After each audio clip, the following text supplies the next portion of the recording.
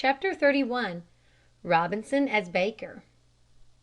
Now that Robinson had fire, he determined to try to make bread. He had seen the servants at home make bread many times, but he had not observed closely and knew next to nothing about the way bread is made.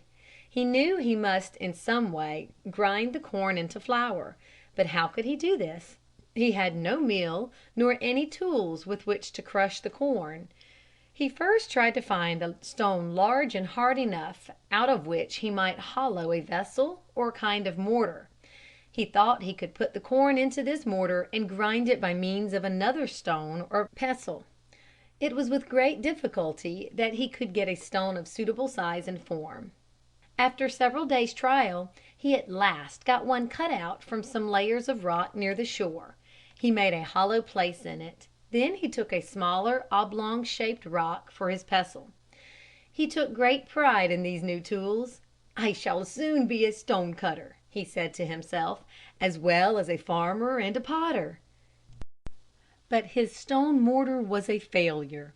The rock was too soft.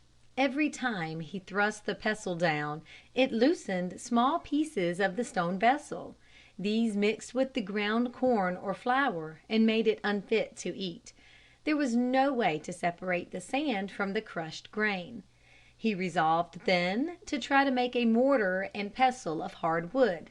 Now that he had fire, he could do this, though it cost him many a hard day's work. He found, not far away, a log of very hard wood. By building a fire at the right distance from one end, he was able to separate a piece of the log. He rolled this to his cave and made a good-sized hollow in it by burning. This pestle was not so difficult to make.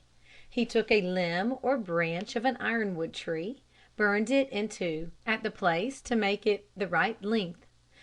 By burning, also, he rounded one end and then he was ready for the grinding. After cleaning his mortar and pestle carefully, he placed some corn in the hollow and soon had some fine yellow meal or flour without any grit or sand in it. His next care was to separate the coarse outer husk or covering of the kernel from the finer parts that make the meal. He had no sieve. His net was too coarse. It let both bran and meal go through. "I must make a net or cloth fine enough to sift or to bolt my flour," said he. Such was now his skill in spinning and weaving that this was not hard to do.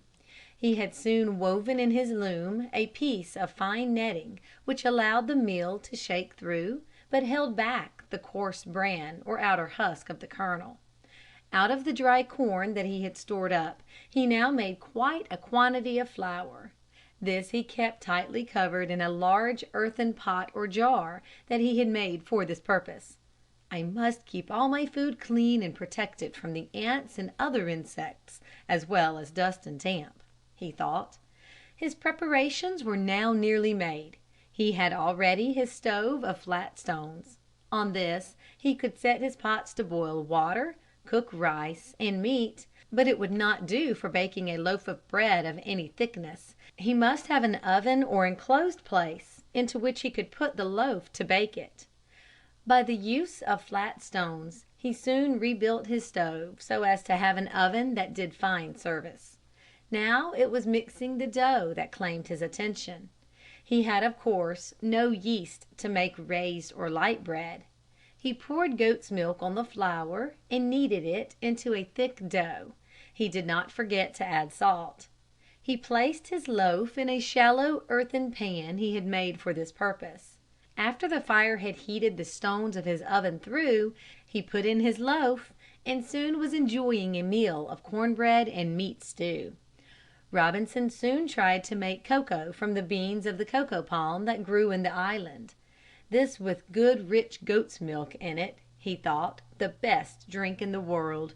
He often thought of making sugar from the sugarcane plant he had discovered in the island, but the labor of squeezing out the juice was too great. He could think of no way to do this without the help of horses or oxen. Chapter 32. Robinson as Baker.